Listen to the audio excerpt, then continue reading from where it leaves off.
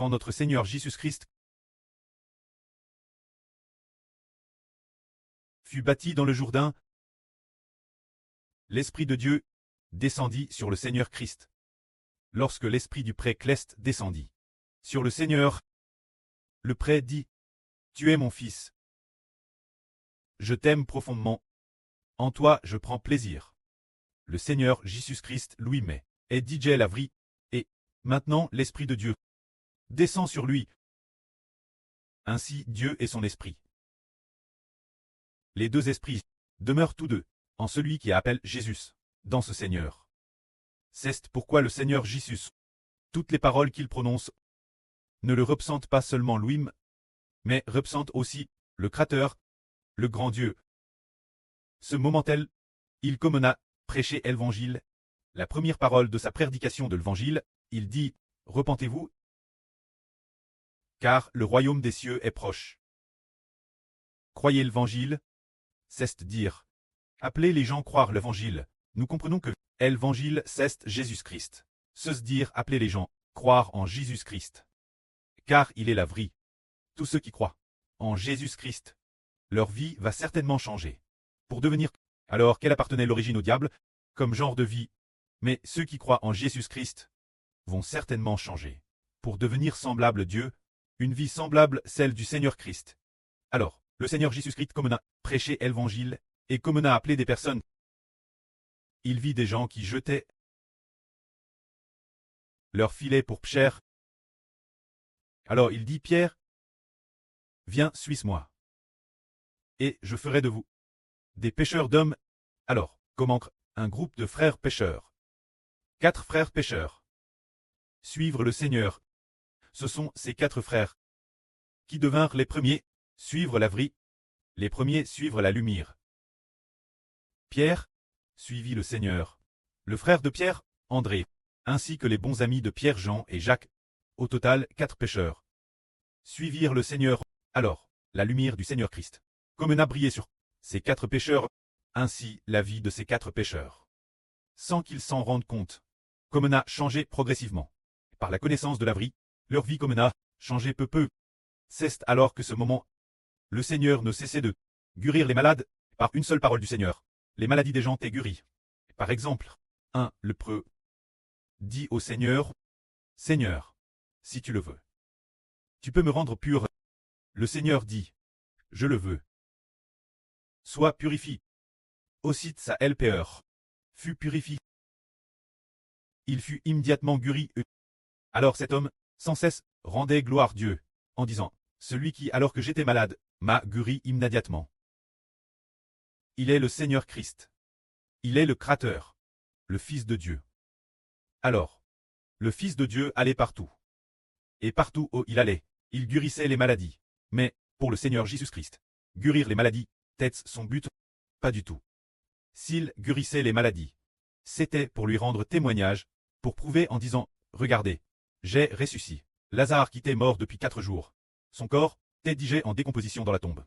Sur une seule de mes paroles, il est ressuscité et est sorti du tombeau. Ainsi vous saurez que je suis le Fils de Dieu, qu'il y a la vie dans mes paroles, que mes paroles ressuscitent les morts.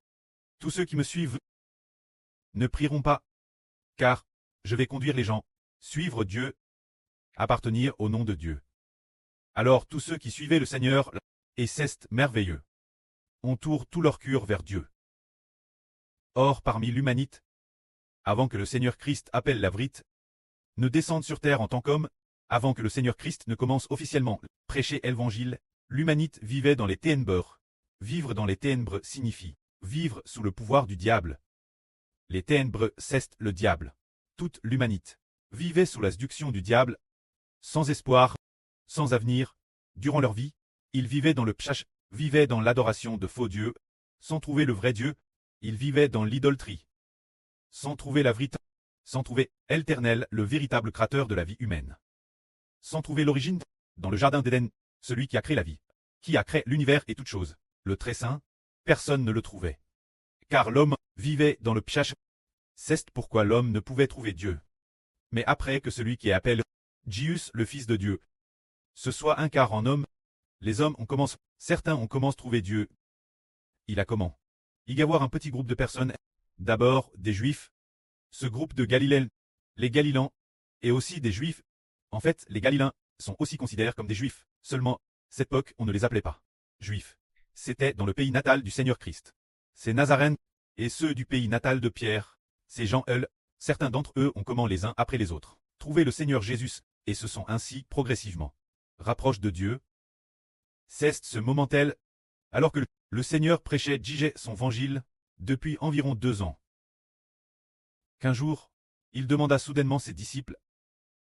Les gens disent, qui est le Fils de l'homme? Ses disciples dirent alors. Certains disent, que tu es le prophète Élie. D'autres disent, que tu es Jean le Baptiste ressuscité. D'autres disent, que tu es le prophète Jérémie, ou l'une des anciens prophètes. C'est ce qu'ils disent. Et ils sont de la vraie, encore assez loin. Car ils ne connaissent pas encore la vraie. Ne savent pas encore que celui-ci est celui qui donne la vie éternelle, et ne savent pas non plus que celui-ci donne la lumière aux hommes, pour qu'ils vivent dans le Saint-Esprit, et marchent dans la lumière.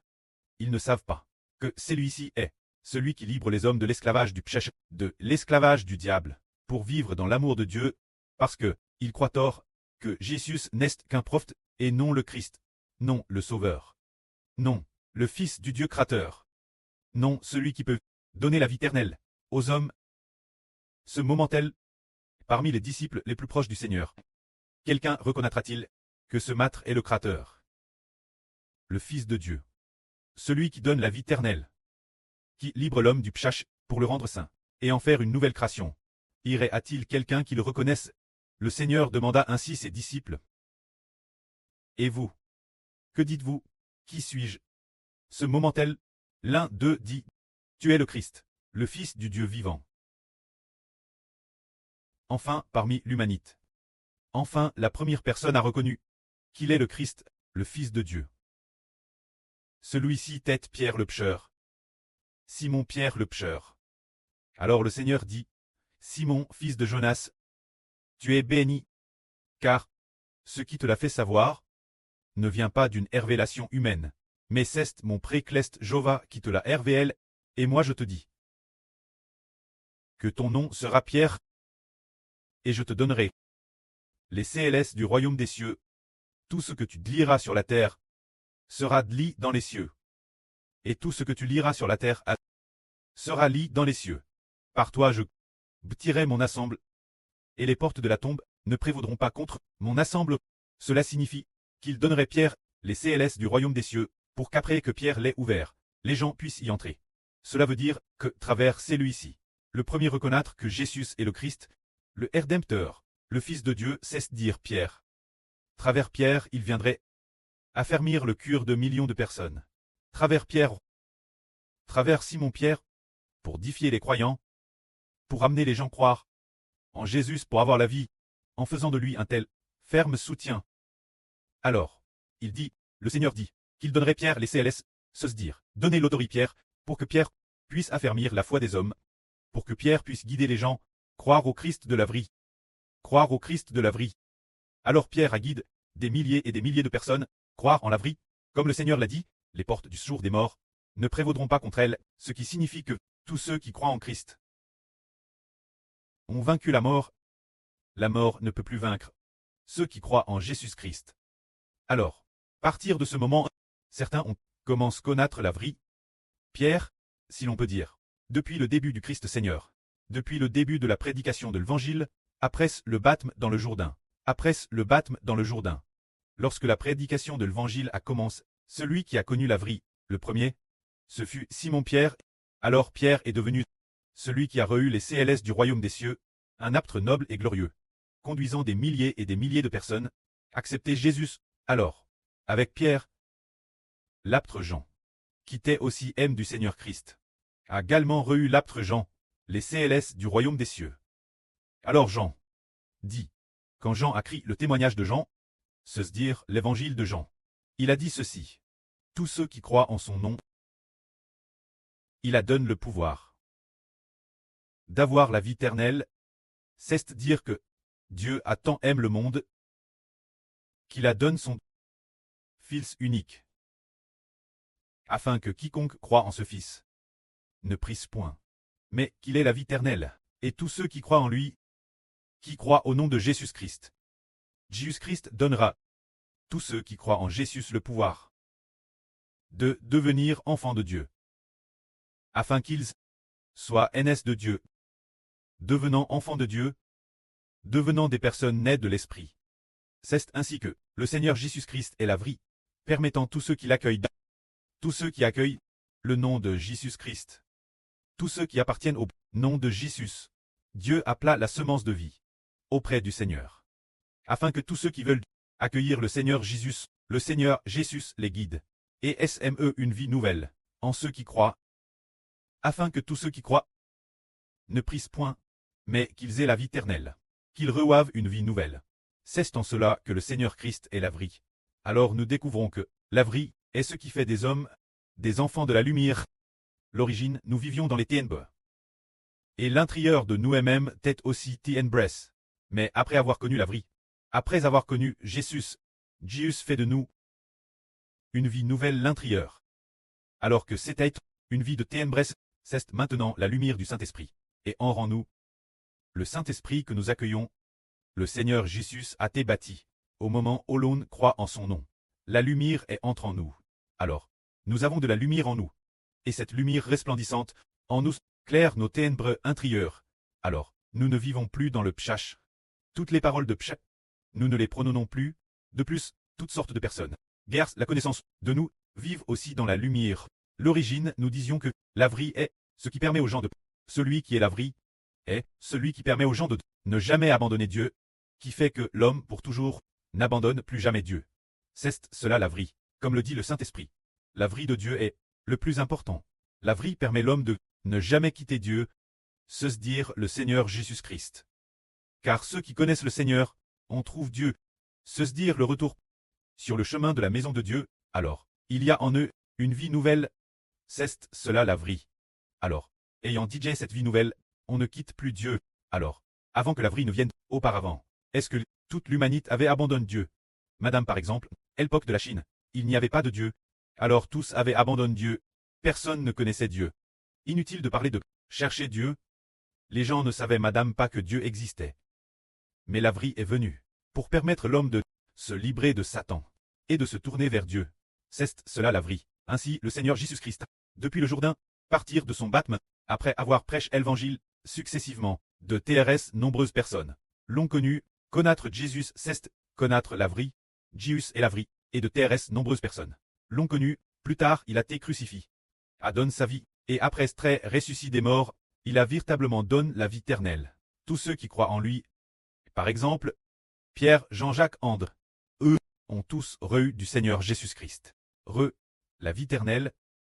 Le Saint-Esprit de la vie éternelle est DJ entre en ceux qui suivent le Seigneur de presse, l'intérieur d'eux, c'est pourquoi, partir de ce Seigneur, partir du Seigneur Jésus-Christ. Comme dans prêcher l'évangile, l'humanité a commencé à voir un petit groupe de personnes marcher dans la lumière, marcher sur ce chemin vers le royaume des cieux, marcher sur ce chemin de lumière pour retourner la maison de Dieu. Ce chemin a comment très emprunt par des gens, a comment marcher sur ce chemin. Alors partir de ce chemin, quelqu'un a comment marcher, le Christ Rédempteur a personnellement ouvert cette voie. Des gens marchent sur ce chemin, puis les apôtres ont recommandé fortifier certaines personnes pour marcher ensemble sur ce chemin. Quand les apôtres se sont tous sacrifiés ou sont morts, alors ce chemin est redevenu sombre, et plus personne n'a continué y marcher, puis juste la fin du monde. Le Fils du Seigneur aussi appelle la grande lumière. Le frère Ashbert est sur le point de rouvrir ce chemin pour que les gens continuent y marcher sur le chemin de la foi au Seigneur Jésus, afin de trouver le Seigneur Jésus et de trouver la lumière, ce chemin pour sortir des ténèbres. Que la gloire soit rendue auprès et au Seigneur. Amen.